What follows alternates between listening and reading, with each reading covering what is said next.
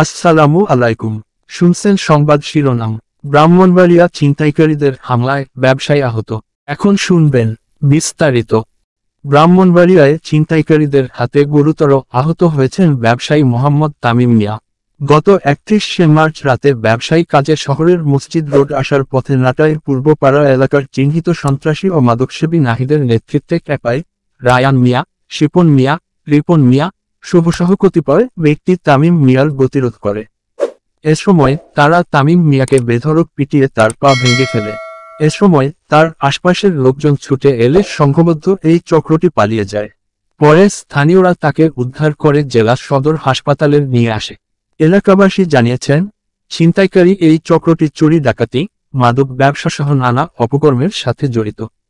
এ ব্যাপারে ব্রাহ্মণবাড়িয়া সদর মডেল থানায় তামিম মিয়ার বাবা বাদী হয়ে একটি মামলা দায়ের করেন। তামিমের পরিবারের অভিযোগ, উক্ত অপরাধী চক্রটি বিগত আওয়ামী সরকারের সময় থেকে এলাকায় ত্রাসের রাজত্ব কায়েম করে আসছে। বিষয়টির দামাচাপা দিতে আসামি পক্ষ থেকে একটি হয়রানিমূলক মামলা দায়ের করেছে।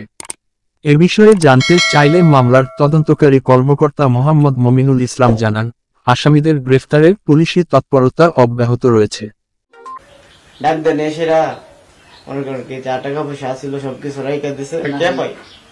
একটার নাম আরেকটার নাম নাহিদ, আর আরেকটার নাম রায়ানও আছে, আরেকটা ছেলের নাম রায়ান, আর ওইটির নাম আমি জানি না। আর এক দুইটা মনে হয় মুখ বান্ধব আছে। ওদিন হিড়ি দুইটা গেছে গা, হিড়ি দেখছি দুইটা গেছে গা লাস্টে দিয়ে, মানে ইটির কাছে যদি মানে টাকা পয়সাটি নিচ্ছে নিয়ে এটির সাথে সাথে গেছে গা, হিডি মাইট দুর্গীরা আর ফলে দেখেছে গা।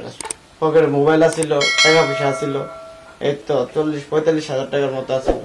আর যে মোবাইলটা নিয়েছে এই মোবাইলের সিমের ভিতরেও আছিল এই 13,700 টাকার মতো বিকাশের মধ্যে। এগুলো সবকিছু নিয়ে গেছে।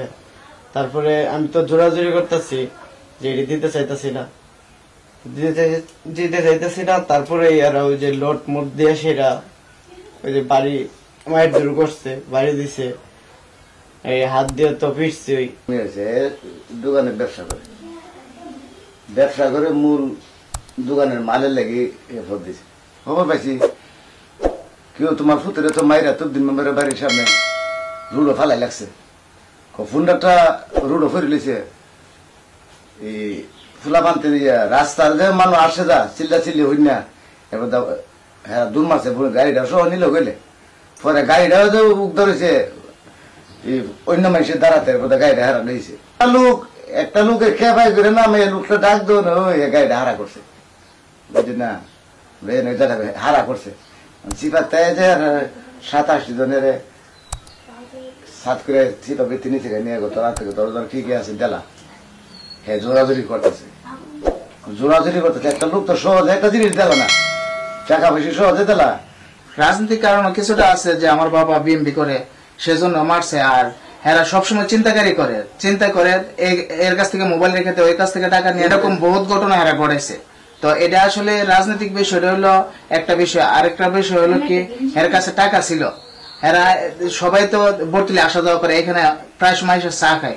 এরা নেশা করে আসে বর্তির বাজারে এসে চা খায়। তো এরা মনে ফ্লো করছে এর কাছে টাকা আছে, ওইখানে এরা আটকাইছে মারধর করছে।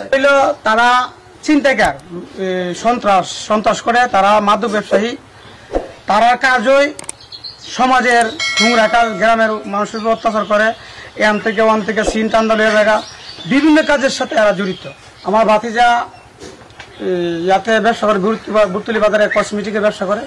যাওয়ার সময় আমার ভাতিজা তামিমুল ইসলামকে যারা মারছে, মারা রাস্তার মধ্যে ফালাতে রাখছে, তখন আমরা এটা বিচারের লেগে থানা গেছি, থানা দিয়ে মামলা করছে একটা।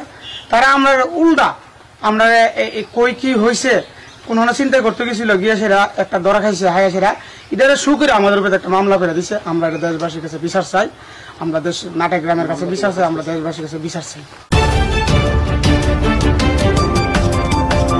ব্রাহ্মণবাড়িয়া 24.news